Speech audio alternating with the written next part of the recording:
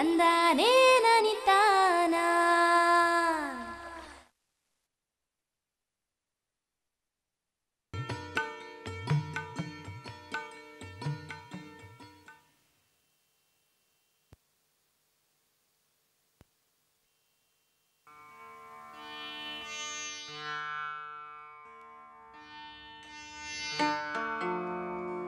ಆತ್ಮೀಯರೇ ನಮಸ್ಕಾರ.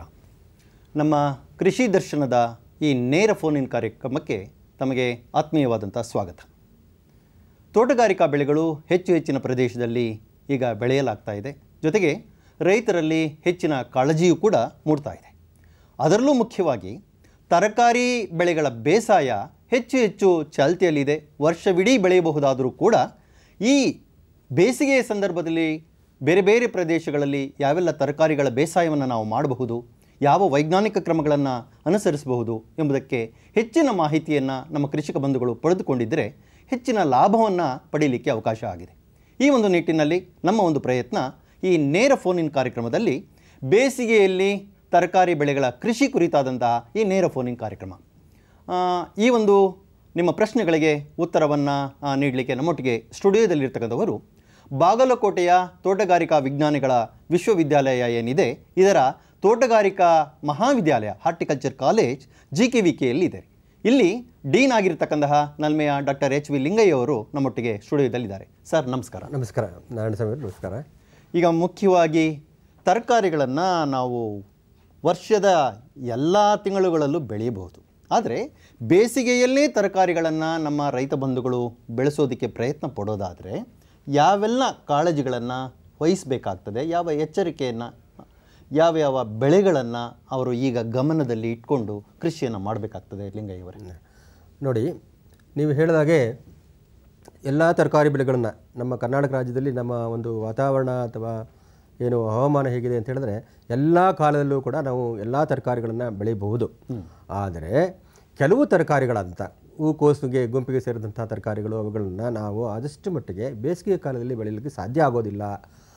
ಆದರೆ ಇನ್ನಿತರೆ ತರಕಾರಿ ಬೆಳೆಗಳು ಯಾವುದೇ ಒಂದು ಕುಂಬಳ ಜಾತಿಗೆ ಸೇರಿದಂಥ ತರಕಾರಿ ಬೆಳೆಗಳಾಗಿರ್ಬೋದು ಅಥವಾ ಬದನೆ ಜಾತಿಗೆ ಸೇರಿದಂಥ ತರಕಾರಿ ಬೆಳೆಗಳಾಗಿರ್ಬೋದು, ಬೆಂಡೆ ಆಗಿರ್ಬೋದು, ಇವನ್ನೆಲ್ಲವನ್ನೂ ಕೂಡ ನಾವು ಬೇಸಿಗೆ ಕಾಲದಲ್ಲಿ ಒಂದು ಉತ್ತಮವಾಗಿ ಒಂದು ಉತ್ಪತ್ತಿಯನ್ನು ಮಾಡ್ಬೋದು ಅಂತ ಮಾಡ್ಬೋದಾಗಿದೆ.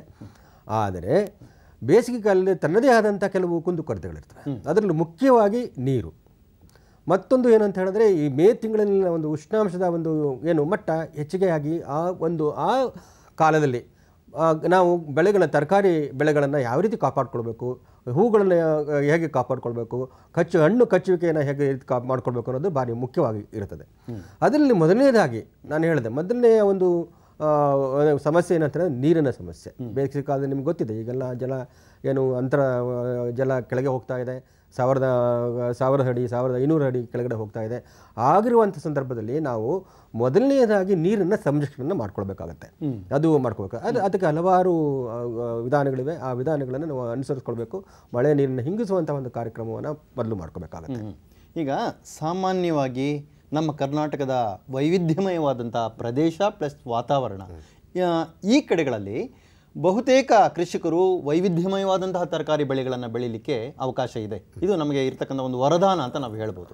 ಇಂತಹ ಸಂದರ್ಭದಲ್ಲಿ ಯಾವ ಪ್ರದೇಶಕ್ಕೆ ಯಾವ ತರಕಾರಿ ಬೆಳೆಗಳನ್ನು ರೈತರು ಗಮನದಲ್ಲಿ ಇಟ್ಕೊಂಡು ಬೆಳೆಯೋದು ಒಳ್ಳೆಯದಂತೆ? ನಿಮಗೆಲ್ಲ ಗೊತ್ತಿದ್ದಾಗೆ ನಮ್ಮ ಕರ್ನಾಟಕ ರಾಜ್ಯವನ್ನು ಒಂದು ಈ ಅಗ್ರೋ ಕ್ಲೈಮ್ಯಾಟಿಕ್ ಝೋನ್ಸ್ ಅಂತ ಹೇಳ್ತಾರಲ್ಲ, ಅದನ್ನು 10 ಕೃಷಿ ವಲಯಗಳನ್ನಾಗಿ ಮಾಡಿದ್ದಾರೆ. ಆ ಕೃಷಿ ವಲಯಗಳಲ್ಲಿ ಒಂದು ಗುಡ್ಡಗಾಡು ಪ್ರದೇಶ ಮತ್ತು ಕರಾವಳಿ ಪ್ರದೇಶಗಳಲ್ಲಿ ಕೆಲವೇ ತರಕಾರಿ ಬೆಳೆಗಳನ್ನು ನಾವು ಬೆಳಿಬೇಕಾಗತ್ತೆ. ಆದರೆ ಇತರೆ ಒಂದು ಜಾಗಗಳಲ್ಲಿ ಎಲ್ಲ ತರಕಾರಿಗಳನ್ನು ಬೆಳಿಬೋದು. ಬೇಸಿಗೆ ಕಾಲದ ತರಕಾರಿ ಬೆಳೆಗಳಂತ ಏನು ಹೇಳ್ತೀವಿ ಅದೆಲ್ಲವನ್ನೂ ಕೂಡ ಬೆಳಿಬೋದು. ಆದರೆ ಈ ಕರಾವಳಿ ಮತ್ತು ಗುಡ್ಡಗಾಡು ಪ್ರದೇಶಗಳಲ್ಲಿ ಕೆಲವು ಜಾತಿಯ ಒಂದು ತರಕಾರಿ ಬೆಳೆಗಳನ್ನು ಬೆಳಿಬೇಕಾಗತ್ತೆ. ಅದರಲ್ಲಿ ಮುಖ್ಯವಾಗಿ ಎಲ್ಲ ರೀತಿಯ ಕುಂಬಳ ಜಾತಿಯ ಒಂದು ತರಕಾರಿ ಬೆಳೆಗಳನ್ನು ಬೆಳಿಬೋದು. ಹಾಗೆ ಮತ್ತೊಂದು ತರಕಾರಿ ಮುಖ್ಯವಾದ ಬೇಸಿಗೆ ಕಾಲದ ತರಕಾರಿ ಬೆಳೆಗೆ ಅಂತ ಹೇಳಿದ್ರೆ ಬೆಂಡೆ. ಈಗ ನಾವು ಚರ್ಚೆಯನ್ನು ಮುಂದುವರಿಸೋಣ. ಆತ್ಮೀಯರೇ, ಕೇಳಿದ್ರಲ್ಲ ತರಕಾರಿ ಬೆಳೆಗಳ ಮಹತ್ವ ಹೇಗಿದೆ ಅಂತೇಳಿ. ಈಗ ನಿಮ್ಮ ಪ್ರಶ್ನೆಗಳನ್ನು ನೇರವಾಗಿ ನಿಮ್ಮ ಟಿವಿಯ ಪರದೆ ಮೇಲೆ ಬರ್ತಾ ಇದೆಯಲ್ಲ, ಆ ಒಂದು ದೂರವಾಣಿಗೆ ತಾವು ಕರೆ ಮಾಡಿ ತಾವು ಕೇಳಬಹುದು. ನೇರವಾಗಿ ಒಂದು ಕರೆ ಇದೆ. ಚರಣ್ ರಾಜ್ ಬಳ್ಳಾರಿಯಿಂದ ಮಾತಾಡ್ತಾ ಇದ್ದಾರೆ. ಹಲೋ ಚರಣ್ ರಾಜ್, ನಮಸ್ಕಾರ. ಸರ್, ನಾವು ಟೊಮೊಟೊ ಹಾಕ್ತೀವಿ ಸರ್ ಬೇಸಿಗೆ. ಸರ್ ನಾವೀಗ ನಮ್ಮ ಹೊಲದಲ್ಲೇ ನಾವು ಆಗಿ ತಯಾರು ಮಾಡ್ಕೊಂಡ್ರೆ ಬೇಷ ನರ್ಸರಿಯಲ್ಲಿ ತಯಾರು ಬೀಜ ಕೊಟ್ಟು ನಾವು ಆಗಿ ಮಾಡಿದ್ರೆ ಬೇಷ ಸರ್? ನೀವು ನರ್ಸರಿಯಲ್ಲಿ ಮಾಡ್ಕೊಳ್ಳೋದು ಭಾರಿ ಮುಖ್ಯ ಆಗುತ್ತೆ. ಕಾರಣ ಇಷ್ಟೇ, ನೀವು ಸಂಕರಣ ತಳಿಗಳಿಗೆ ಹೋದರೆ ಹೈಬ್ರಿಡ್ ತಳಿಗಳು ಅದಕ್ಕೆ ಹೋದರೆ ನೀವು ಅದರ ಏನು ಬೆಲೆ ಏನಿದೆ ಅದು ತುಂಬ ಜಾಸ್ತಿ ಇರುತ್ತೆ. ನೀವು ನಿಮ್ಮದೇ ಆದಂಥ ಒಂದು ಸಸ್ಯಗಳನ್ನು ಮಾಡಿಕೊಂಡು ಅದರಲ್ಲಿ ನೀವು ಬೆಳೆಸಿ ನೀವು ನಾಟಿ ಮಾಡೋದ್ರಿಂದ ಒಂದು ಬೀಜದ ಒಂದು ಪ್ರಮಾಣವನ್ನು ಕಡಿಮೆ ಮಾಡ್ಬೋದು. ಹಾಗಾಗಿ ಅದಕ್ಕೆ ಆಗತಕ್ಕಂಥ ಒಂದು ಏನು ಕಾಸ್ಟ್ ಇದೆ ಅದನ್ನು ಕಡಿಮೆ ಮಾಡ್ಬೋದು. ಸೊ ಹಾಗಾಗಿ ನೀವು ನರ್ಸರಿಯನ್ನು ಮಾಡೋದು ಮುಖ್ಯ. ಅದರಲ್ಲೂ ಇನ್ನೊಂದು ಹೊಸ ವಿಧಾನ ಬಂದಿದೆ, ಅದು ನೆರಳು ಪರದೆಯ ಒಂದು ಕೆಳಗಡೆ ಪ್ರೋ ಟ್ರೈಯಲ್ಲಿ ಯೂಸ್ ಮಾಡಿ. ಅಂದರೆ ಒಂದು ಗುಳಿ 98 ಗುಳಿ ಇರುವಂತಹ ಒಂದು ಪ್ಲಾಸ್ಟಿಕ್ ತಟ್ಟೆ ಅದನ್ನು ಉಪಯೋಗಿಸಿ ಮಾಡೋದ್ರಿಂದ ಇನ್ನೂ ಅತ್ಯುತ್ತಮವಾದಂತಹ ಒಂದು ಸಸಿಗಳನ್ನು ನೀವು ರೈತರು ಏನಂತ ಇದಾರೆ ಅಂದ್ರೆ ಸರ್ ಅಲ್ಲಿ ಬೆಳೆದಂತ ಆಗಿ ಬಂದು ಇಲ್ಲಿ ಹೊಲದಲ್ಲಿ ನಮ್ಗೆ ಕೂರೋದ್ರಿಂದ ಆಗಿ ಸಾಯ್ತವೆ ಅಂತ ಹೇಳ್ತಾರೆ ಸರ್. ಅದಕ್ಕೆ ಕಾರಣ ಇಷ್ಟೇ, ನೀವೇನು ಮಾಡ್ಬೇಕು ಅಂದ್ರೆ ಅದರ ಬೇರೆ ಸಮೇತ ಅದು ಏನು ಅದರ ಮೀಡಿಯಮ್ ಅಂತ ಹೇಳ್ತೀವೋ, ಮಣ್ಣು ಮತ್ತು ಒಂದು ಕಾಯಿರ್ಪಿತ್ ಅಂತ ಹೇಳ್ತೀವೋ ಅದ್ರ ಸಮೇತ ನೀವು ಅದನ್ನು ನಾಟಿ ಮಾಡಬೇಕಾಗತ್ತೆ. ಆ ನಾಟಿ ಮಾಡೋದ್ರಿಂದ ಆ ರೀತಿ ನಾಟಿ ಮಾಡೋದ್ರಿಂದ ನೀವು ಸಾಯೋದು ಬಾರಿ ಪ್ರಮಾಣ ತುಂಬ ಕಡಿಮೆ ಆಗುತ್ತೆ. ಇದು ಒಂದು ವೈಜ್ಞಾನಿಕ ವಿಧಾನ ಅದು. ಇನ್ನೊಂದು ಪ್ರಶ್ನೆ ಇದೆ ನೆಲಮಂಗಲದಿಂದ ಶ್ರೀಧರ್ ಅವರು. ಶ್ರೀಧರ್ ನಮಸ್ಕಾರ, ಪ್ರಶ್ನೆ ಕೇಳಿ. ಸರ್ ನಮಸ್ತೆ. ನಮಸ್ತೆ, ಪ್ರಶ್ನೆ ಕೇಳಿ. ಶ್ರೀಧರ್ ಅಂತ. ನೇರ ಪ್ರಶ್ನೆ ಕೇಳಿ. ನಾನು ಸಾವಯವ ಕೃಷಿ ಮಾಡೋಣ ಅಂದ್ಬಿಟ್ಟು ಫುಲ್ಲಿ ಆರ್ಗಾನಿಕ್ ಮಾಡ್ತಾ ಇದ್ದೀನಿ. ಯಾವ ಕ್ರಾಪ್ ನಲ್ಲಿ, ಯಾವ ಬೆಳೆನಲ್ಲಿ? ಬೀನ್ಸ್. ಓಕೆ. ಸೊ ಅದರಲ್ಲಿ ಒಂದು ಕಪ್ಪುದು ನುರ್ಜು ಅಂತ ಹೇಳ್ತೀವಿ, ಅದು ತುಂಬಾ ಬರ್ತಾನೆ ಇರುತ್ತೆ. ಅದು ಎಷ್ಟು ಆಕ್ಚುಲಿ ನಾನು ಪೆಸ್ಟಿಸೈಡ್ ಏನು ಸ್ಪ್ರೇ ಮಾಡ್ತಾ ಇಲ್ಲ ಅದಕ್ಕೆ. ಈಗ ಸಾವಯವದಲ್ಲಿ ಈ ಒಂದು ಕೀಟಕ್ಕೆ ತಾವು ಏನು ಹೇಳ್ತೀರಿ? ನುರ್ಜು ಅಂದ್ರೆ ನನಗೇನು ಗೊತ್ತಾಗ್ಲಿಲ್ಲ. ಅದು ಯಾವ ರೀತಿ ಇರುತ್ತೆ ಒಂದು ಸ್ವಲ್ಪ ನೀವು ಅದನ್ನ ಹೇಳಿ ಸರ್. ನಮ್ಮ ಮಂಡ್ಯ ಮೈಸೂರು ಭಾಷೆಯಲ್ಲಿ ಹೇಳ್ಬೇಕು ಅಂದ್ರೆ ಅದು ನುರ್ಜು ಅಂತೀವಿ ನಾವು. ಅದು ಕೀಟನ? ಅದು ಚಿಹ್ನೆ ಏನು? ಹೇಗೆ ಅದು? ಕಪ್ಪು ಹುಳು ತರ ಅಂಟ್ಕೊಂಡಿರುತ್ತೆ ಅದು ಸುಳಿಗೆ. ಸುಳಿ ಅಂಟ್ಕೊಂಡ್ರೆ ಅದು ಸುಳಿ ಬರೋದೇ ಇಲ್ಲ ಮುಂದೆ. ಹೌದಾ? ಓಕೆ. ಅದು ನುರ್ಜು, ಅದು ಸಾಧಾರಣ ನನ್ಗನ್ಸುತ್ತೆ ಅದು ಕರಿ ಏನು ಅನ್ಸುತ್ತೆ, ರಸ ಇರುವಂತ ಒಂದು ಜಾಸ್ತಿ ಇರುತ್ತಲ್ಲ, ಗುಂಪಾಗಿರುತ್ತಲ್ವಾ? ಅದಕ್ಕೆ ಯಾವ ಗುಂಪಾಗಿರುತ್ತೆ ಅಲ್ವಾ? ಅದು ಹೌದು ಸರ್, ಗುಂಪಾಗಿರುತ್ತೆ. ಅದಕ್ಕೆ ಕರಿ ಏನು ಅಂತ ಹೇಳ್ತಾರೆ. ಹಾಗಾಗಿ ನೀವು ಅದು ಒಂದು ರಸ ಇರುವ ಕೀಟ. ನೀವು ಅದನ್ನ ನೀವು ಹತೋಟಿ ಮಾಡಬೇಕು ಅಂತ ಹೇಳಿದ್ರೆ ಮೊದಲಿಂದನೇ ನೀವು ಹತೋಟಿ ಮಾಡ್ಕೊಳ್ಬೇಕು. ಅದಕ್ಕೆ ನೋಡಿ, ಈಗ ಬೇವಿನ ಕಷಾಯ ಇದೆ, ಅಥವಾ ಈಗ ನಾವು ಒಂದು ಕೆಲವು ಎಲೆ ಪತ್ರಗಳು ಅದರಲ್ಲೂ ಈ ಏನು ಬೆಳ್ಳುಳ್ಳಿ ಕಷಾಯ ಮಾಡೋದ್ರಿಂದ ಸಸ್ಯಜನ್ಯ ಒಂದು ಈ ಕೀಟನಾಶಕಗಳಿವೆ. ಆ ಕೀಟನಾಶಕಗಳನ್ನು ಉಪಯೋಗಿಸಿ ಮಾಡಬಹುದಾಗಿತ್ತು. ಈಗ ಬೇವಿನ ಪ್ರಮಾಣ ಅಂತ ಹೇಳಿದ್ರೆ, ಬೇವಿನ ಒಂದು ಕಷಾಯ ಅಂತ ಹೇಳಿದ್ರೆ 4% ಬೇವಿನ ಕಷಾಯನ ನೀವು ವಾರಕ್ಕೊಮ್ಮೆ ಈಗಲೂ ಕೂಡ ಮಾಡ್ಬೋದು. ಈಗ ಒಂದು ಹತೋಟಿಗೆ ಬರ್ಬೋದು, ಮತ್ತೆ ಅದು ಚೇತರಿಸ್ಕೊಳುತ್ತೆ ಅಂತ ನಾನು ಅಂದ್ಕೊಳ್ತೀನಿ. ಅವರಿಗೆ ಉತ್ತರ ಬಹುಶಃ ಸಿಕ್ಕಿದೆ ಅಂತ ನಾವು ಭಾವಿಸ್ತೇವೆ. ಲೋಕಣ್ಣವರು ಲೋಕಾಪುರದಿಂದ ಪ್ರಶ್ನೆ ಕೇಳ್ತಾ ಇದ್ದಾರೆ. Hello sir. ಪ್ರಶ್ನೆ ಕೇಳಿ ಲೋಕಣ್ಣವರು. ಸರ್ ನಾವೀಗ ಬದ್ನಿ ಮತ್ತೆ ಬೆಂಡೆ ಹಚ್ಬೇಕಂತ ಹೇಳಿದ್ರಲ್ರಿ, ಅದಕ್ಕೆ ಸ್ವಲ್ಪ ನೀರಿದ್ರೆ ನಡೀತದೆ? ಈ ಲೋಕಾಪುರ ಯಾವ ತಾಲೂಕು ಅಥವಾ ಜಿಲ್ಲೆನಲ್ಲಿ ಬರ್ತದ್ರಿ ಲೋಕಣ್ಣವ್ರ? ಬಾಗಲಕೋಟೆ ಜಿಲ್ಲಾ ಮುಧೋಳ ತಾಲೂಕು ರೀ. ಮುಧೋಳ ಲೋಕಾಪುರದವರು ನೀವು? ಓಕೆ. ನೀವು ಸ್ವಲ್ಪ ನೀರಂದ್ರೆ ಎಷ್ಟಿದೆ ನೀರು? ಸ್ವಲ್ಪ ಅಂದ್ರೆ ಸರ್ 2 ಇಂಚ್ ಆಗುತ್ತೆ ಸರ್. 2 ಇಂಚ್ ನೀರಿದ್ರೆ ನೀವು ಯಾವುದೇ ಒಂದು ತೊಂದರೆ ಇಲ್ಲದೆ 1 ಎಕರೆಯಲ್ಲಿ 2 ಬೆಳೆಗಳನ್ನು ಬೆಳಿಬೋದು. 1 ಎಕರೆಯಲ್ಲಿ 2 ಇಂಚ್ ನೀರಿದ್ರೆ ಬೆಳಿಬೋದು. ಅದಕ್ಕೆ ನೀವು ಕೆಲವು ಆಧುನಿಕ ಕ್ರಮಗಳನ್ನು ನೀವು ಅನುಸರಿಸಬೇಕಾಗತ್ತೆ. ಅದರಲ್ಲಿ ಒಂದು ಏನಂತ ಹೇಳಿದ್ರೆ ಮಲ್ಚಿಂಗ್ ಮಾಡುವಂಥದ್ದು, ಮತ್ತೆ ಹನಿ ನೀರಾವರಿ. 2 ನೀರಾವರಿ ಮಾಡಿಕೊಂಡ್ರೆ ನೀವು 1-1.5 ಎಕರೆವರೆಗೂ ಕೂಡ ಬದನೆಯನ್ನು ಬೆಳ್ಕೋಬಹುದು. ಹನಿ ನೀರಾವರಿ. ಉತ್ತರ ಸಿಕ್ಕಿದೆ ಅಂತ ಭಾವಿಸ್ತೇವೆ ಲೋಕಣ್ಣವರೇ. ನಮಸ್ಕಾರ, ಪ್ರಶ್ನೆ ಕೇಳಿದ್ದಕ್ಕೆ. ಈಗ ಲಿಂಗಯ್ಯ ಸರ್, ಮುಖ್ಯವಾಗಿ ಈ ಒಂದು ಬೇಸಿಗೆಯಲ್ಲಿ ಈ ನರ್ಸರಿಯನ್ನೇ ಅವರು ಅವಲಂಬಿಸಿ ತರಕಾರಿ ಬೇಸಾಯವನ್ನು ಮಾಡೋದಾದರೆ ನರ್ಸರಿಯ ಕಡೆಗೆ ಒಂದು ಸಂಕ್ಷಿಪ್ತವಾದಂಥ ಮಾಹಿತಿಯನ್ನು ಕೊಡ್ಬೋದು?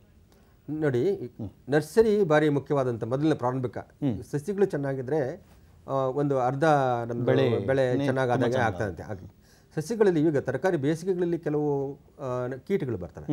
ಆ ಕೀಟಗಳಲ್ಲಿ ಬೇಸಿಗೆ ಒಂದು ಉಷ್ಣಾಂಶದ ಜಾಸ್ತಿ ಆಗಿರುವಂಥ ಕೆಲವು ಕೀಟಗಳು, ಅಂದರೆ ಈ ಒಂದು ಕ್ರಿಮಿಗಳನ್ನು ಪಸರಿಸುವಂತಹ ಕೀಟಗಳು ಜಾಸ್ತಿ ಆಗ್ತವೆ. ಅಂಥ ಕೀಟಗಳನ್ನು ನಾವು ಹತೋಟಿ ಮಾಡ್ಕೋಬೇಕಾಗತ್ತೆ. ಮೊದಲನೇದು ಅದನ್ನು ಹತೋಟಿ ಮಾಡಬೇಕಾದ್ರೆ ನರ್ಸರಿಯಿಂದಲೇ ನಾವು ಪ್ರಾರಂಭ ಮಾಡಬೇಕಾಗತ್ತೆ. ಈಗ ಒಂದು ಉದಾಹರಣೆಗೆ, ಈಗ ಟೊಮೆಟೊ ಹಾಕ್ಬೋದು, ಅಥವಾ ಬದನೆ ಹಾಕ್ಬೋದು, ಅಥವಾ ನಿಮ್ಮ ಒಂದು ಮೆಣಸಿನಕಾಯಿನೇ ಹಾಕ್ಬೋದು. ಅವುಗಳ ನೀವು ನರ್ಸರಿ ಮಾಡುವಂತಹ ಬೆಡ್ಗಳನ್ನ ಅಥವಾ ಪಾತಿಗಳನ್ನು ನೀವು 40 ಜಾರಡಿ ಅಥವಾ 40 ಏನಂತ ಹೇಳ್ತೀವಿ ಅದಕ್ಕೆ ಮೆಶ್ ಜರಡಿಯನ್ನು ನೀವು ಹೊದಿಕೆ ಮಾಡಿ ಅದನ್ನು ನೀವು ಬೆಳೆಸಿದ್ದೆ ಆದರೆ ಈ ಒಂದು ಕೀಟಗಳನ್ನು ಹತೋಟಿ ಮಾಡ್ಬೋದು. ಆ ಕೀಟಗಳ ಹತೋಟಿ ಮಾಡೋದ್ರಿಂದ ಆ ಒಂದು ಏನು ಜೀವಾಣುಗಳು ಅಥವಾ ಕ್ರಿಮಿಗಳು ಇವೆಯೋ ಅದರಲ್ಲೂ ಮುಖ್ಯವಾಗಿ ನಂಜಾಣುಗಳ ಪೆಸರಿಕೆ ಕಡಿಮೆ ಆಗ್ತದೆ. ಹಾಗಾಗಿ ಒಂದು ಸದೃಢವಾದಂತಹ ನೀವು ಸಸಿಗಳನ್ನು ಬೆಳೆಸಿಕೊಂಡಾಗುತ್ತದೆ. ಆ ಮಟ್ಟಕ್ಕೆ ನೀವು ಸಸಿ ಬಡಿಯಲ್ಲಿ ಆ ರೋಗವನ್ನು ಹತೋಟಿ ಮಾಡಿದಾಗುತ್ತೆ. ನಮ್ಮ ಚರ್ಚೆಯನ್ನು ಮುಂದುವರಿಸೋಣ. ಮತ್ತೊಂದು ಪ್ರಶ್ನೆ ನಯನ ಅಂತಕ್ಕಂಥವರು ಶಿಕಾರಿಪುರದಿಂದ ಕೇಳ್ತಾ ಇದ್ದಾರೆ. ನಯನ ಅವರೇ, ನಿಮ್ಮ ಪ್ರಶ್ನೆ ಕೇಳಿ, ನೇರವಾಗಿ ಕೇಳಿ. ನಮಸ್ಕಾರ ಸರ್. ನಮಸ್ಕಾರ. ನಾವು ಬಾಳೆ ಮತ್ತೆ ಪಪ್ಪಾಯಿ ಹಾಕ್ಬೇಕು ಅಂತ ಮಾಡಿದೀವಿ ಈಗ ನಮ್ದು ಅಂಕ್ಲು ಜಮೀನಲ್ಲಿ. ಅದ್ರ ನಡುವೆ ಈಗ ನಾವು ತರಕಾರಿ ಬೆಳಿಬಹುದಾ ಹೇಗೆ ಅಂತ? ಒಳ್ಳೆಯ ಪ್ರಶ್ನೆ. ಈಗ ಮಿಶ್ರ ಬೆಳೆಯಾಗಿ ಬೆಳಿಬಹುದು. ಮೊದಲನೇ ಒಂದು ನೀವು 6 ತಿಂಗಳವರೆಗೆ ನೀವು ಈ ಒಂದು ಅಲ್ಪಕಾಲದಲ್ಲಿ ಬರ್ತಕ್ಕಂಥ ತರಕಾರಿ ಬೆಳೆಗಳಾದಂಥ ಈ ಮೂಲಂಗಿಯನ್ನು ಬೆಳ್ಕೊಬೋದು. ಅದರಲ್ಲೂ ಮುಖ್ಯವಾಗಿ ತಿಂಗಳು ಹುರುಳಿಯನ್ನು ಬೆಳ್ಕೊಳ್ಬೋದು, ಸೋಯಾಬೀನನ್ನು ಬೆಳ್ಕೊಳ್ಬೋದು, ಸೊಪ್ಪು ತರಕಾರಿಗಳನ್ನು ಬೆಳ್ಕೊಬೋದು. ಎಲ್ಲವನ್ನು ಒಂದು 6 ತಿಂಗಳವರೆಗೂ ಬೆಳ್ಕೊ. ಹೇಳಿದ್ರಲ್ಲ, ಬೆಳೆಯನ್ನು ನೆಟ್ಟ ಪಪಾಯಿಯ ಹಣ್ಣಿನ ಬೆಳೆಯನ್ನು ನೆಟ್ಟ 6 ತಿಂಗಳವರೆಗೆ ಮಿಶ್ರ ಬೆಳೆಯಾಗಿ ತರಕಾರಿ ಬೆಳೆಗಳನ್ನು ಬೆಳಿಬಹುದು ಅಂತ ಹೇಳ್ತಾ ಇದ್ದಾರೆ. ಮತ್ತೊಂದು ಪ್ರಶ್ನೆಗಳ ಸುರಿಮಳೆನೇ ಆಗ್ತಾ ಇದೆ. Hello hello hello. ರಾಜೇಶ್ ಅವರೇ, ಪ್ರಶ್ನೆ ಕೇಳಿ. ನಮ್ ತೋಟದಲ್ಲಿ 1.5 ಎಕರೆ ತೋಟದಲ್ಲಿ ನಾವು ಬದನೆ ಗಿಡ ಹಾಕಿದೀವಿ. ಸರಿ. ಅದು ಈ ಕಾಯಿ ಶುರು ಆಗಿದೆ, ಆಮೇಲೆ ತುಂಬಾ ಗಟ್ಟಿಯಾಗಿದೆ, ಕಾಯಿ ಕೊಳಿತಾ ಇದೆ ರೀ. ಕಾಯಿ ಆಮೇಲೆ ಅದಕ್ಕೆ ಇದು ಕನಜ ಅಂತ ಹೇಳ್ತಾರಲ್ಲ, ಕನಜ ಹುಳ ಬರ್ತಾ ಇದೆ. ಸರಿ, ತಜ್ಞರು ಅದಕ್ಕೆ ಏನ್ ಹೇಳ್ತಾರೆ ಕೇಳಿ, ದಯವಿಟ್ಟು ಕೇಳಿ. ಅದು ಕಾಯಿ ಕೊರಕ ಇದೆ ಅಲ್ವಾ? ಕಾಯಿ ಕೊರಕ ಮಾತ್ರ ಇದೆ, ಸುಳಿನೂ ಒಣಗ್ತಾ ಇದೆಯಾ? ಸುಳಿನೂ ಕೊರೆದಿದ್ಯಾ? ಅದು ಹೌದೌದು. ನೋಡಿ, ಈ ಚಿತ್ರದಲ್ಲಿ ಇದೆ ನೋಡಿ, ನಾವು ಚಿತ್ರದಲ್ಲಿ ಇದೆ ನೋಡಿ ನೀವು ಚಿತ್ರದಲ್ಲಿ ಇದೆ ನೋಡಿ. ಇದು ಟೊಮೆಟೊ ಗಿಡ, ಅದೇ ಜಾತಿಗೆ ಸೇರಿದಂತ ಒಂದು ಹುಳ ಅದನ್ನ ಬಾಧೆ ಮಾಡ್ತಾ ಇದೆ. ಅದು ಶೂಟ್ ಅಂಡ್ ಫ್ರೂಟ್ ಬೋರರ್ ಅಂತ ಹೇಳ್ತೀವಿ. ಅದನ್ನ ಹತೋಟಿ ಮಾಡಬೇಕಾದ್ರೆ ನೀವು ಸಮಗ್ರ ರೀತಿಯಲ್ಲಿ ಮಾಡಬೇಕಾಗತ್ತೆ. ಮೊದಲನೇದಾಗಿ ಆ ಒಂದು ಒಣಗಿದಂಥ ತುದಿಗಳನ್ನ ಫಸ್ಟ್ ತುದಿಗೆ ಅದು ಬರುತ್ತೆ, ಬಾಧೆ ಮಾಡುತ್ತೆ. ಆ ತುದಿಗಳನ್ನ ನೀವು ಅದನ್ನ ತೆಗೆದು ಅದು ಸುಟ್ಟಾಕ್ಬೇಕು. ಅದು ಸುಟ್ಟಾಕಿ ಅದನ್ನು ಮಾಡಬೇಕು. ಮತ್ತೆ ಇದನ್ನ ಮಾಡಬೇಕು ಅಂದ್ರೆ ಕ್ಲೋರೋಪೈರಿಫಾಸ್ ಅಂತ ಸಿಗುತ್ತೆ. ಕ್ಲೋರೋಪೈರಿಫಾಸ್ ಅಂತ ಔಷಧಿ ಸಿಗುತ್ತೆ. ಅದು 2 ಮಿಲಿ 1 ಲೀಟರ್ನಲ್ಲಿ ಹಾಕಿ ಒಂದು 2 ಬಾರಿ ನೀವು ಸಿಂಪಡಣೆ ಮಾಡಿದ್ರೆ ಅದು ಸ್ವಲ್ಪ ಮಟ್ಟಿಗೆ ನೀವು ಹತೋಟಿ ಮಾಡ್ಬೋದು. ಒಂದು 25-30% ಒಂದು ನಾಶ ಆಗುತ್ತೆ, ಅದನ್ನ ತಡೀಲಿಕ್ಕೆ ಆಗೋದಿಲ್ಲ. ಈಗ ಲಿಂಗಯ್ಯನವರು, ಮುಖ್ಯವಾಗಿ ಇದನ್ನ ಜೈವಿಕ ನಿಯಂತ್ರಣ ವಿಧಾನದಿಂದ ಏನಾದರೂ ಮಾಡಬಹುದು ಸುಲಭವಾಗಿ ರೈತರು? ಖಂಡಿತ ಮಾಡ್ಬೋದು. ಜೈವಿಕ ವಿಧಾನದಲ್ಲೂ ಕೂಡ ಅದನ್ನ ಮಾಡಬಹುದಾಗಿದೆ. ಅದಕ್ಕೆ ಮೋಹಕ ಬಲೆಗಳು ಅಂತ ಕೆಲವು ಸಿಗುತ್ತೆ. ಮೋಹಕ ಬಲೆಗಳು ನಾವು ಇಲ್ಲಿ ಫರ್ಮೋಲ್ ಟ್ರಾಪ್ ಅಂತ ಹೇಳ್ತೇವೆ, ಅದನ್ನು ಕೂಡ ಮಾಡಬಹುದು. ಅದಕ್ಕಿಂತ ಮಿಗಿಲಾಗಿ ನಾವು ಈ ಟ್ರ್ಯಾಪ್ ಕ್ರಾಪ್ ಅಂತ ಬರುತ್ತೆ. ಟ್ರ್ಯಾಪ್ ಕ್ರಾಪ್ ಇನ್ನೊಂದು ಆಕರ್ಷಿಸಿ ಅದರ ಮೇಲೆ ಅದು ಆಕರ್ಷಣೆ ಆಗುತ್ತೆ. ಹಾಗಾಗಿ ಮುಖ್ಯ ಬೆಳೆಗೆ ಅದು ಹೋಗೋದಿಲ್ಲ. ಅದರಲ್ಲೂ ಮುಖ್ಯವಾಗಿ ಯೆಲ್ಲೋ ಮ್ಯಾರಿಗೋಲ್ಡ್ ಅಂತ ಹೇಳ್ತೀವಿ. ಆರೆಂಜ್ ಕಲರ್, ಹಳದಿ ಅಥವಾ ಆರೆಂಜ್ ಕಲರ್ ಇನ್ನೂ ಒಳ್ಳೆಯದು. ಅದನ್ನ ಏನ್ ಮಾಡ್ಬೇಕು ಅಂತ ಹೇಳಿದ್ರೆ, ನೀವು ಬದನೆಯ 14 ಸಾಲುಗಳಿಗೆ 1 ಸಾಲು ಈ ಒಂದು ಚೆಂಡು ಹೂವನ್ನ ಬೆಳೆಸೋದೇ ಆದ್ರೆ ಅದು ಹೇಗೆ ಮಾಡಬೇಕು ಅಂತ ಹೇಳಿದ್ರೆ, ನೀವು ನಾಟಿ ಮಾಡೋಕೆ ಮೊದಲೇ ಈ ಒಂದು ಚೆಂಡು ಹೂವಿನ ಸಸಿಗಳನ್ನ ಮಾಡ್ಕೋಬೇಕು. 14 ಸಾಲಿಗೆ 1 ಸಾಲಿನಂತೆ ನೀವು ಈ ಒಂದು ಚೆಂಡು ಹೂವನ್ನ ಹಾಕೊಳ್ಬೇಕು. ಆ ಚೆಂಡು ಹೂವಿಗೆ ಇವು ಮೊದಲು ಆಕರ್ಷವಾಗ್ತವೆ. ಆ ಚೆಂಡು ಹೂವಿನಲ್ಲಿ ಬಂದಂತಹ ಏನು ಮೊಟ್ಟೆಗಳು ಮತ್ತೆ ಈ ಕೀಟಗಳನ್ನ ಅಂದ್ರೆ ಎಳೆ ಕೀಟಗಳನ್ನ ನೀವು ಸಿಂಪಡಣೆ ಮಾಡಕ ಅದಕ್ಕೆ ಮಾತ್ರ ಸ್ಪ್ರೇ ಮಾಡಿ ಅದನ್ನ ನೀವು ಹತೋಟಿ ಮಾಡಿಕೊಂಡ್ರೆ ಈ ಮುಖ್ಯ ಬೆಳೆಗೆ, ಬದನೆ ಬೆಳೆಗೆ ಅದು ಬರೋದಿಲ್ಲ. ಅದು ಕೂಡ ಒಳ್ಳೆಯ ಒಂದು ಇದು. ಅದಕ್ಕೆ ಆ ರೀತಿ ಏನಾದರೂ ಮಾಡಿದ್ದೆ ಆದರೆ ನೀವು ಈ ಒಂದು ರಾಸಾಯನಿಕ ಏನು ಕೀಟನಾಶಕಗಳನ್ನ ಉಪಯೋಗಿಸದೆ ಈ 4% ನೀಮ್ ಅಂತ ಹೇಳ್ತೀವಿ ಗೊತ್ತಲ್ಲ, ಬೇವಿನ ಕಷಾಯವನ್ನು ನೀವು 15 ದಿನಕ್ಕೊಮ್ಮೆ ಅಥವಾ 3 ವಾರಕ್ಕೊಮ್ಮೆ ನೀವು ಸಿಂಪಡಣೆ ಮಾಡ್ಕೊಂಡು ಬರೋದಾದರೆ ಅದನ್ನು ನೀವು ಸಂಪೂರ್ಣವಾಗಿ ಹತೋಟಿ ಮಾಡ್ಬೋದು. ಓಕೆ, ಮತ್ತೊಂದು ಪ್ರಶ್ನೆ ಇದೆ ಇಂಡಿಯಿಂದ ಅನಿಲ್ ಅಂತಕ್ಕಂಥವ್ರು. ಅನಿಲ್ ನಮಸ್ಕಾರ, ನೇರವಾಗಿ ನಿಮ್ಮ ಪ್ರಶ್ನೆಯನ್ನು ಕೇಳ್ಬೋದು. ನಮ್ದು 1 ಎಕರೆ ಜಮೀನಲ್ಲಿ ಕೇಳಿಸ್ತಾ ಇದೆ, ಹೇಳಿ. ಕೇಳಿಸ್ತಾ ಇದೆ ಸರ್. ನಿಮ್ಮ ಪ್ರಶ್ನೆ ಕೇಳಿ ಸರ್. ನಾವು 1 ಎಕರೆ ಬದನೆ ಗಿಡವನ್ನು ನೆಡ್ಬೇಕಂತಿದ್ದೀವಿ ಸರ್. ಅದು ಯಾವ ಬೀಜವನ್ನು ಹಾಕ್ಬೇಕು, ಮತ್ತೆ ಸಾಲಿನಿಂದ ಸಾಲಿಗೆ ಎಷ್ಟು ಅಂತರ ಇಡಬೇಕು, ಮತ್ತೆ 1 ಎಕರೆಗೆ ಎಷ್ಟು ಉತ್ಪನ್ನ ಬರುತ್ತೆ ಅಂತ ನಮ್ಮ ಪ್ರಶ್ನೆ. ಓಕೆ, ಈ ಇಂಡಿ ಪ್ರದೇಶಕ್ಕೆ ನಿಮ್ಮದು ಅಲ್ಲಿ ಸಾಮಾನ್ಯವಾಗಿ ನೀವು ಒಂದು ಸ್ಥಳೀಯ ತಳಿಗಳನ್ನ ಅಲ್ಲಿ ನೀವು ಇಚ್ಛೆ ಪಡ್ತೀರಲ್ವಾ? ಸ್ಥಳೀಯ ತಳಿಗಳನ್ನ ಇಚ್ಛೆ ಪಡ್ತೀರಾ ಅಂದ್ರೆ ಸಣ್ಣ ಗುಂಡಾಕಾರದಂತ ನೀಲಿ ಮತ್ತೆ ಹಸಿರು ಬಣ್ಣ ಪಟ್ಟೆಗಳಿರತಕ್ಕಂಥ ತಳಿಯನ್ನ ನೀವು ಮಾಡ್ತೀರಲ್ವಾ? ಆ ಥರದ್ದು ಮಾಡ್ತೀರಾ. ಅಲ್ಲಿ ಯಾವ ತಳಿಯನ್ನು ನೀವೀಗ ಬಯಸ್ತಾ ಇದ್ದೀರಾ, ಮೊದಲು ಬೆಳೆಸ್ತಾ ಇದ್ದೀರಾ? ಮೊದಲೇ ಕಪ್ಪು ಇಲ್ಲಿ ಆ ತಳಿ ಹೆಸರೇನಾದ್ರು ಉಂಟಾ? ಈಗ ಆ ಪ್ರದೇಶಕ್ಕೆ ಶಿಫಾರಸು ಮಾಡಿರ್ತಕ್ಕಂಥ ಹೈಬ್ರಿಡ್ ತಳಿ ಯಾವ್ದಾದ್ರು ಇದ್ರೆ ಅವ್ರಿಗೆ ನಾವು ಹೇಳ್ಬೋದಾ? ಅದಕ್ಕೆ ಹೈಬ್ರಿಡ್ ತಳಿ ಇಷ್ಟ ತನಕ ನಾವು ಯಾವ ಬೆಳೆ ಮಾಡಿಲ್ಲ ಸರ್. ಬನ್ನಿ ಹೊಸದಾಗಿ ಮಾಡ್ತಿದ್ರಾ? ಅಲ್ಲಿ ಲೋಕಲ್ ತಳಿ ಹಿಂಡಿ ಅಂತ ಹೇಳಿದ್ರೆ ನಿಮ್ದು ಬಿಜಾಪುರಕ್ಕೆ ಬರುತ್ತಲ್ವಾ? ಹೌದಾ? ಅಲ್ಲಿ ಮಾಳಾಪುರ ಅಂತ ಒಂದಿದೆ, ಮಾಳಾಪುರ ತಳಿ ಲೋಕಲ್ ತಳಿ ಇದೆ, ಅದನ್ನು ಮಾಡ್ಬೋದು. ಅದಕ್ಕೆ ಒಂದು ಸಮೀಪವಾದಂತಹ ಒಂದು ಮೈಕೋ ತಳಿ ಇದೆ, ಮೈಕೋ ಒಂದು ತಳಿ ಇದೆ, ಅದನ್ನು ಕಲ್ಪತರು ಅಂತ ಹೇಳ್ತಾರೆ, ಮೈಕೋ 10 ಅಂತ ಹೇಳ್ತೀವಿ, ಕಲ್ಪತರು ಅಂತ ಹೇಳಿ. ಆ ತಳಿ ಸೂಕ್ತವಾಗಿದೆ, ಅದು ಈಗಲೂ ಲಭ್ಯವಿದೆ. ಅಲ್ಲಿ ಆ ಪ್ರದೇಶಕ್ಕೆ ಚೆನ್ನಾಗಿ ಬರುವಂತಹ ಒಂದು ತಳಿ, ಅದನ್ನು ಉಪಯೋಗಿಸ್ಬೋದು. ತಾವು ನಿಮ್ಮ ತಾಲೂಕಿನ ಇಂಡಿ ತಾಲೂಕಿನ ಹಿರಿಯ ಸಹಾಯಕ ತೋಟಗಾರಿಕಾ ನಿರ್ದೇಶಕರು ಅಂತ ಇರ್ತಾರ್ರಿ, senior assistant director of horticulture, ಅವರ ಸಮೀಪ ನೀವು ಹೋಗಿ ಅದರಲ್ಲಿ ಬೇಕಾದಂತಹ ಸವಲತ್ತುಗಳ ಬಗ್ಗೆನೂ ಕೂಡ ಅವರು ಮಾಹಿತಿಯನ್ನು ನೀಡ್ತಾರೆ. ಅವರನ್ನು ಸಂಪರ್ಕದಲ್ಲಿ ಇಟ್ಕೊಂಡು ಆ ಬೆಳೆಯನ್ನು ಬೆಳೀರಿ. ತಳಿ ಆಗಲಿ ಮತ್ತು ಬೀಜ ಸಮೀಪದಲ್ಲಿ ಇರ್ತಕ್ಕಂಥ ಒಂದು ಸಂಸ್ಥೆಗಳಿಂದ ಬೀಜವನ್ನು ತೆಗೆದುಕೊಂಡ್ರೆ ಒಳ್ಳೆಯದು. ಮತ್ತೊಂದು ಪ್ರಶ್ನೆ ಇದೆ. ಹಲೋ ಹಲೋ ಹಲೋ, ನಮಸ್ಕಾರ ಸರ್. ನಮಸ್ಕಾರ, ಪ್ರಶ್ನೆ ಕೇಳಿ ಅಥಣಿಯಿಂದ. ಸರ್, ಬೇಸಿಗೆಯಲ್ಲಿ ಸರ್ ನಾವು ತರಕಾರಿ ಯಾವ್ದು ತರ ತರಕಾರಿ ಮಾಡುತ್ತೀವಿ, ಆ ತರಕಾರಿ ಟೆಂಪರೇಚರ್ ಜಾಸ್ತಿ ಇರೋದ್ರಿಂದ ಅಥಣಿ ಬಿಜಾಪುರ ಸೈಡ್, ಅದಕ್ಕೆ ಯಾವ ತರ ನಾವು ಟೆಂಪರೇಚರ್ ಮೇಂಟೈನ್ ಮಾಡಬೇಕು, ಯಾವ ತರ ನಾವು ಅದಕ್ಕೆ ಪೀಕವನ್ನು ತಗೋಬೇಕು ಅನ್ನೋದು. ಈಗ ನೇರವಾಗಿ ಏನು ಕಂಟ್ರೋಲ್ ಇದ್ರಲ್ಲ, ನೆರಳು ಪರದೆ ಮನೆಯಲ್ಲ, ಪಾಲಿ ಹೌಸ್ ಅಲ್ರಿ, ಓಪನ್ ಫೀಲ್ಡ್ ಅಲ್ಲಿ ಬೆಳೀತಾ ಇದ್ದೀರಲ್ಲ ತಾವು. ಆ ಸಂದರ್ಭದಲ್ಲಿ ತೇವಾಂಶದ ಒಂದು ನಿರ್ವಹಣೆ ಮತ್ತೆ ತೇವಾಂಶದ ನಿರ್ವಹಣೆ ಮಾಡ್ಕೋದ್ರ ಮೂಲಕ ಅಲ್ಲಿ ಒಂದು ತೇವಾಂಶ ಏನು ವಾತಾವರಣ ತೇವಾಂಶವನ್ನು ನಿರ್ವಹಣೆ ಮಾಡೋದ್ರ ಮೂಲಕ ನೀವು ಆ ಒಂದು ಉಷ್ಣಾಂಶವನ್ನು ಕಡಿಮೆ ಮಾಡ್ಕೊಳ್ಳೋಕ್ಕಾಗ್ತದೆ. ಅಂದರೆ ನೀವು ನೀರಾವರಿ ಮಾಡೋದು ಸರಿಯಲ್ಲಿ ನೀರಾವರಿ ಮಾಡಬೇಕಾಗತ್ತೆ. ಯಾವುದೇ ಒಂದೇ ಸತತವಾಗಿ ನೀವು ತೇವಾಂಶವನ್ನು, ಮಣ್ಣಿನ ತೇವಾಂಶವನ್ನು ನೀವು ಕಾಪಾಡೋದ್ರಿಂದ ಈ ಒಂದು ಉಷ್ಣಾಂಶನ ಕಡಿಮೆ ಮಾಡ್ಕೊಳ್ಬಹುದು. ಮೊದಲೇ ತಾವು ಹೇಳಿದ್ರಿ ಮಲ್ಚಿಂಗ್ ಅನ್ನು. ಮತ್ತೆ ಇನ್ನೊಂದು ಏನಂತ ಹೇಳಿದ್ರೆ, ನೀವು ಮಲ್ಚಿಂಗು ಮತ್ತೆ ನಮ್ಮ ಡ್ರಿಪ್ ಇರಿಗೇಷನ್ ಮಾಡೋದ್ರಿಂದನೂ ಕೂಡ ಈ ಉಷ್ಣಾಂಶವನ್ನ ನೀವು ಸ್ವಲ್ಪ ಮಟ್ಟಿಗೆ ಕಡಿಮೆ ಮಾಡಬಹುದು. ಹನಿ ನೀರಾವರಿ ಮತ್ತೆ ಮಲ್ಚಿಂಗ್ ಮಾಡೋದ್ರ ಮೂಲಕ ನೀವು ಅದನ್ನ ಹತೋಟಿ ಮಾಡಬಹುದು. ಇದು ಆಧುನಿಕ ಕ್ರಮಗಳಲ್ಲಿ ಒಂದು. ಓಕೆ ಸರ್, ಈಗ ಮುಖ್ಯವಾಗಿ ಕಡೆಯದಾಗಿ ಈ ವೈಜ್ಞಾನಿಕವಾಗಿ ಈ ತಂತ್ರಜ್ಞಾನಗಳನ್ನು ನಾವು ಮುಗಿಸ್ಬೇಕಾದ್ರೆ ಸರ್, ರೈತರಿಗೆ ನಾವು ಹೇಳಬೇಕಾದ್ರೆ ಏನು ಕಡೆಯದಾಗಿ ತಾವು ಹೇಳಲಿಕ್ಕೆ ಬಯಸ್ತೀರಿ? ಆಯಾ ಪ್ರದೇಶಕ್ಕೆ ಸೂಕ್ತವಾದಂತಹ ಒಂದು ತಳಿಗಳು ಮತ್ತು ಬೆಳೆಗಳನ್ನು ಆಯ್ಕೆ ಮಾಡೋದು ಒಂದು. ಎರಡನೇದಾಗಿ ಆಯಾಯ ಮಾರುಕಟ್ಟೆಯಲ್ಲಿ ಯಾವ ರೀತಿಯ ಒಂದು ತರಕಾರಿಗೆ ಬೇಡಿಕೆ ಇದೆ ಅನ್ನೋದನ್ನು ನೋಡಬೇಕು. ಒಂದು ಸ್ಥಳೀಯ ಮಾರುಕಟ್ಟೆಗೆ ಮಾಡಬೇಕಾ ಅಥವಾ ದೂರದ ಮಾರುಕಟ್ಟೆಗೆ ನೀವು ಬೆಳಿಬೇಕಾ?